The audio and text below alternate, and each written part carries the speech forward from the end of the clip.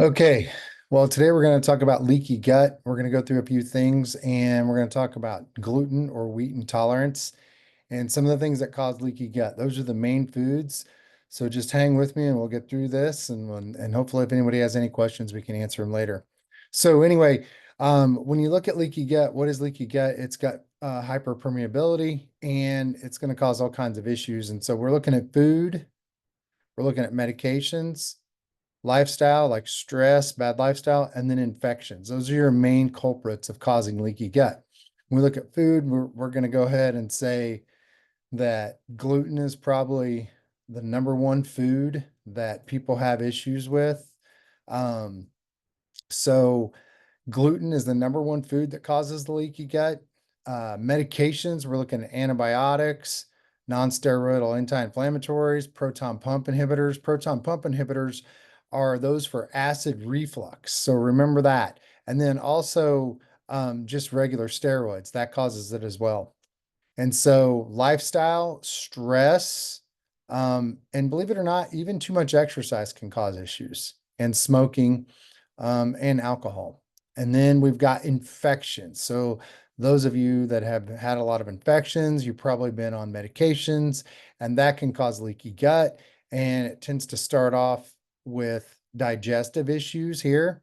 So it'll get termed something real generic like irritable bowel disease or IBD, IBS, irritable bowel syndrome, food sensitivities. And then if it's left alone, that's general, like just saying a headache, okay? But then if it's left alone, it starts to go systemic, and this is where the symptoms start to really come about. People will suffer from depression, anxiety, they'll have headaches, migraines, muscle pain, chronic fatigue, mood swings, brain fog. Um, Metabolic issues. They'll start to gain weight. And that is when they usually seek out a professional at that point. And then if they let it go even longer, it will lead to an autoimmune disease such as like celiac disease. That's where you can't take in gluten anymore. You're hypersensitive to it. And then you have rheumatoid arthritis, diabetes, asthma, and then Hashimoto's. I treat a lot of people with Hashimoto's. So what is leaky gut? Leaky gut is what we're looking for is these actin and these zonulin filaments. They hold the cells together here, okay? But what happens is if you eat something that's not like gluten or you take antibiotics or something like that, what happens is it puts a hole in here, and then this would say this is your stomach or your gut, and then it gets over here into your bloodstream. And when it gets over here, your body looks at it as like it's a foreign invader and goes to attack it. And this is where the autoimmune diseases come in and the inflammation comes in. This is where the weird symptoms start to come in up here. Like, they start to get tired, they start to get anxious, they'll get mood swings, get depressed, um, all those good things. And then if it's left alone and nobody does anything, what happens down the road is now it leads to an autoimmune disease. And like I said, that's what happened to me. I came down with Hashimoto's. So, what are some of the symptoms of gluten intolerance? Now, I'm not saying you're allergic to gluten. This is just intolerance, and that's what I never got. As I was never allergic to gluten. I was just sensitive to it. Okay, and I never had abdominal issues. So some people will have abdominal pain, bloating or gas, nausea, constipation, diarrhea, headaches, fatigue, joint pain, skin rashes, brain fog, and trouble concentrating. I really had, I would say out of those, it affected my nervous system. I had headaches, brain fog, and trouble concentrating.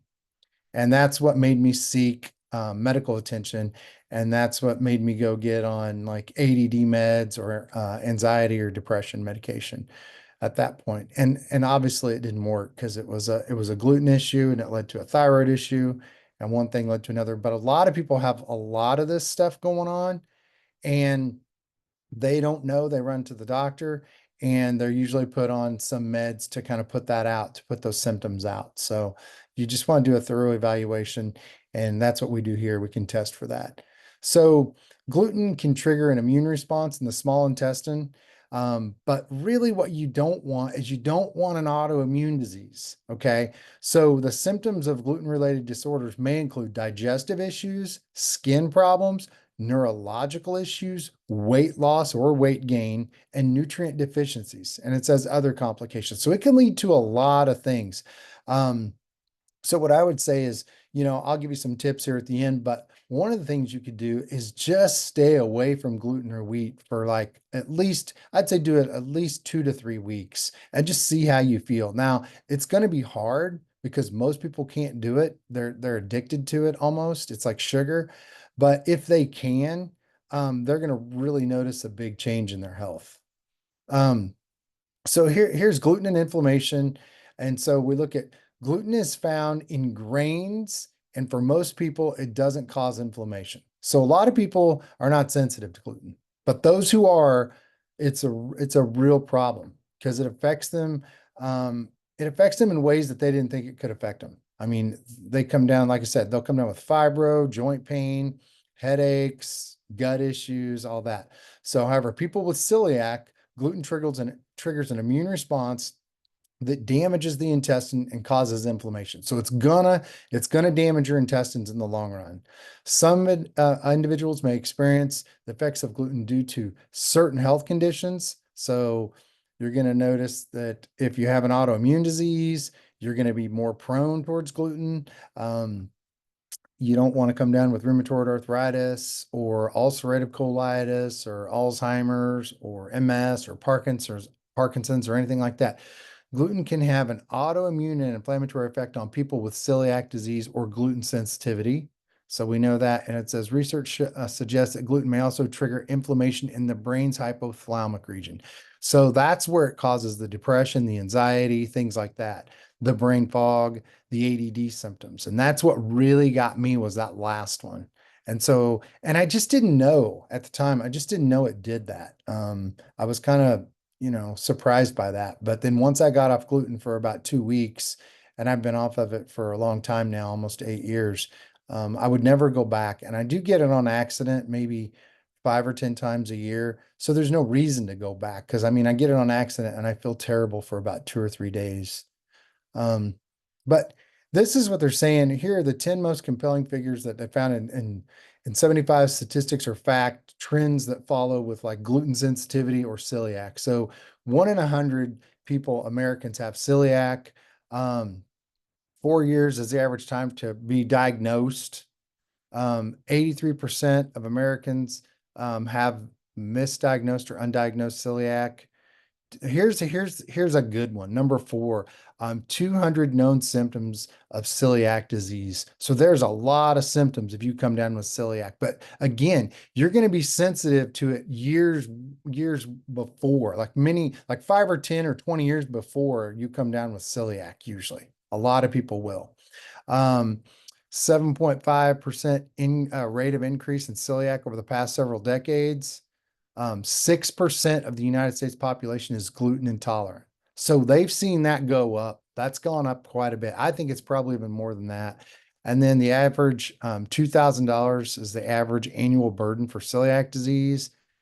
23% of United States consumers right now are shopping gluten-free.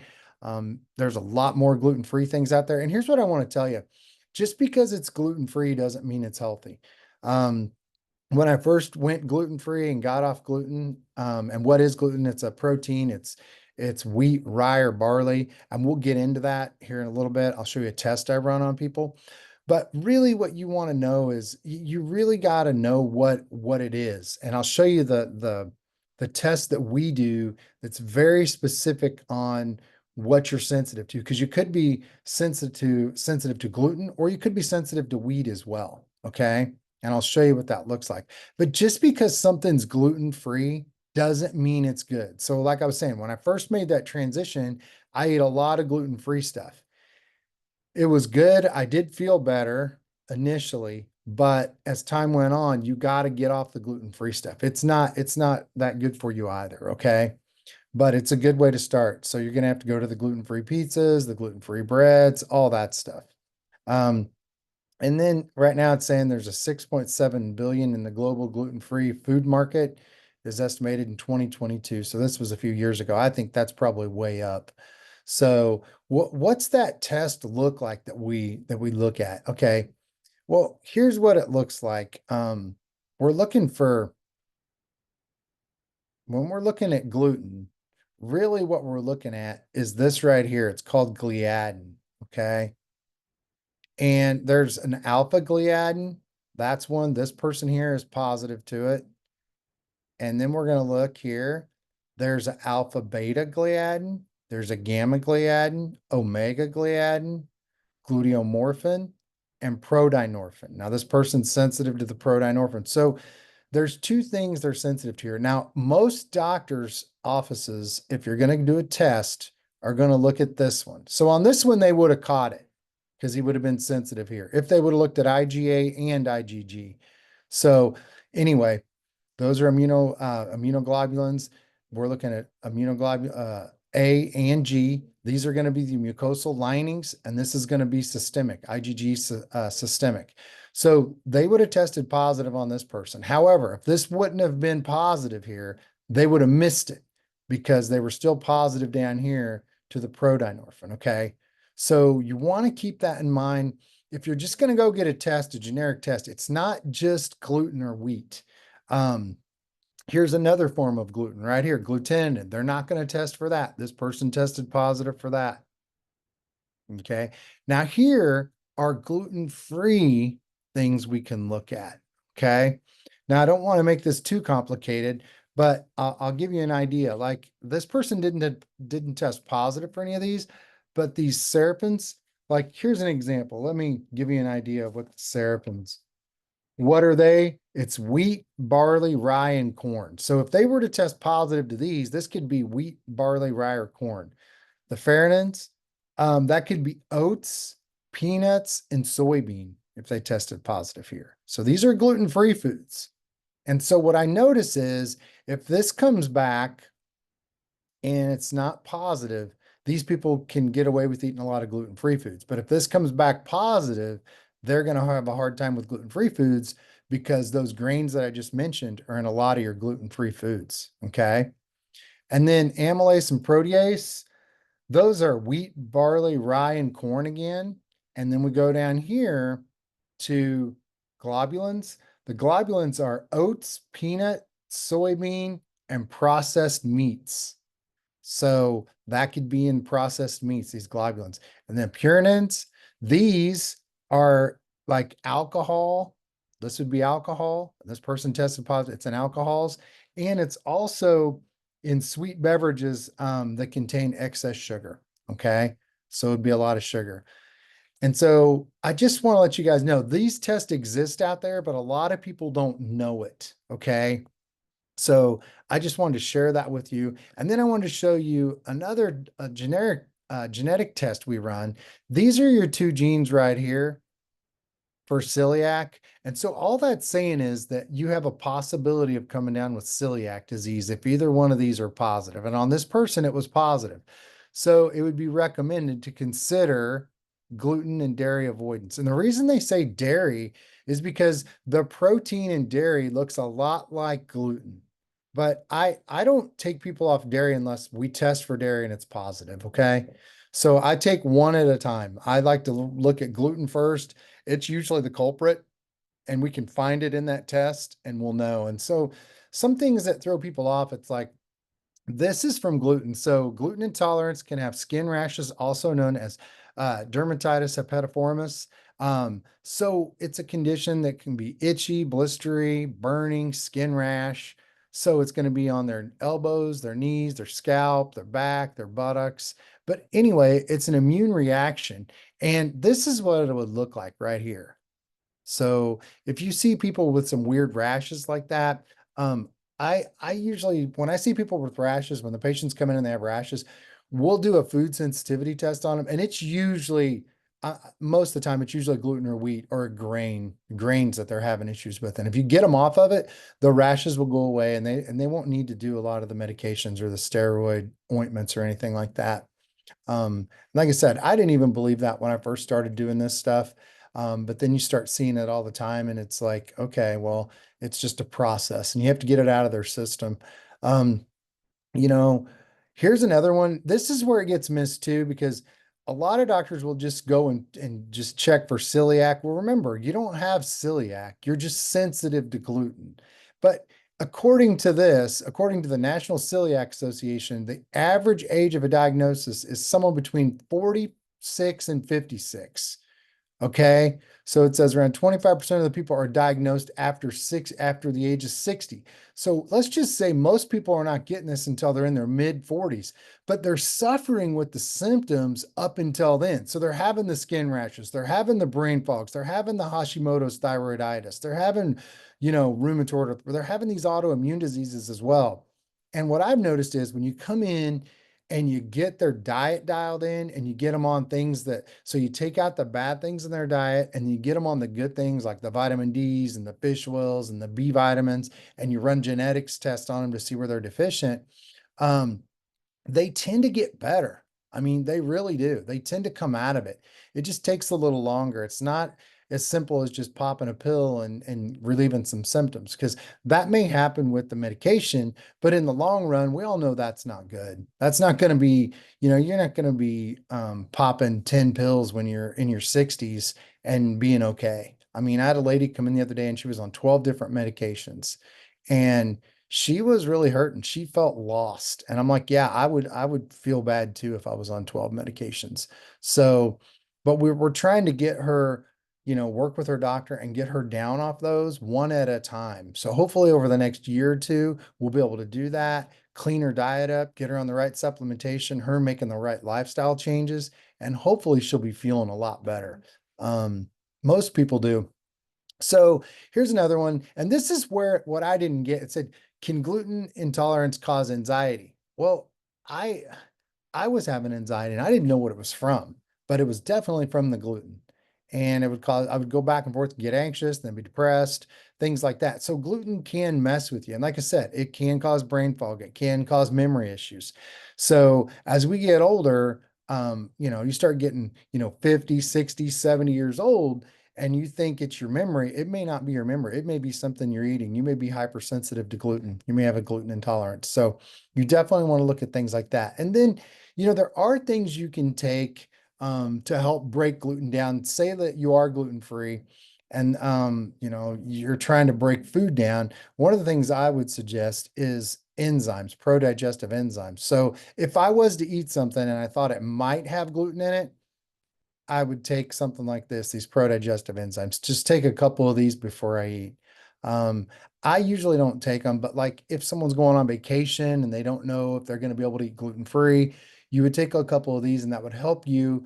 It wouldn't be 100%, but it would help you break down those proteins in gluten so that it didn't affect you as much. But anyway, there are tests out there that look for these things. And like I said, when you start looking at leaky gut here, this is the big thing. Once this opens up and you get leaky gut, now you start to become sensitive to other foods. Your body goes into like an autoimmune fight or flight, and you're starting to attack these antigens, this food down here, and your body's looking at it like it's a foreign invader, and it's not. It just shouldn't be over here. So leaky gut is a real thing. I get, people saying all the time it's not real, but there's a ton of papers out there. If you just want to go Google leaky gut, it's out there. But a lot of your GI docs don't even pay attention to this. And I don't know why. And they never recommend probiotics or prebiotics. So that would be the other thing I would say is, you've got to get the microbiome in your gut healthy and then heal this gut up, get off the gluten or get off the foods that are causing the sensitivity or the leaky gut. And then you'll be able to, the gas, the bloating, things like that will go away, the constipation, the diarrhea. As that starts to settle, you're going to start to feel better. I had a lady just today, and it's been about 4 months we've been working with her. And she's saying she was really having a lot of diarrhea issues, going 4 or 5 times a day, losing weight, not doing well. No one had ever looked at gluten for her. We looked at gluten. We got her off gluten. We got her off some other things. We put her on the right probiotics, put her on some good vitamins, some good supplements. And now today she's like, oh, I'm doing 85% better. I'm almost there. And I think, in another month or two, we will be there with her. But she couldn't believe how well she was doing just from that. I mean, so it's going to be, your diet, your lifestyle, and supplementation. But you got to know what test to run. So again, this is the test I would run on somebody right here, because this is going to tell me a lot of stuff if they're sensitive to wheat or they're sensitive to gluten. This is the one right here. It's the best one out there. So, it's not for everybody, but if you're assuming, and it'll also tell you if you have leaky gut right here. If we look here, this is leaky gut right here, intestinal permeability. And this person doesn't have celiac. They don't have celiac. And they're not allergic to wheat. They're not allergic. So when you go to your doctor, he's going to look, oh, here's allergic. They're not allergic to wheat. When you go to your doctor, they're going to run IgE. They're going to look at if you're allergic to wheat. This person is not allergic to wheat. And then the doctor's going to say, oh, go ahead and eat wheat. You're not allergic to it. You're not allergic to it. You're sensitive to it. So remember that it's sensitivity. So this test not only looks at wheat and gluten, but it looks at leaky gut. So it's one of the best ones out there. And then if we want to do genetics to see if you're prone towards celiac, it's this test. So these are the tests I typically run on most of my patients. And it gives us a lot of good information, a lot of good feedback, and it helps them clean up their leaky gut. Otherwise, they're struggling forever. And most people say, I just need help to put the pieces together.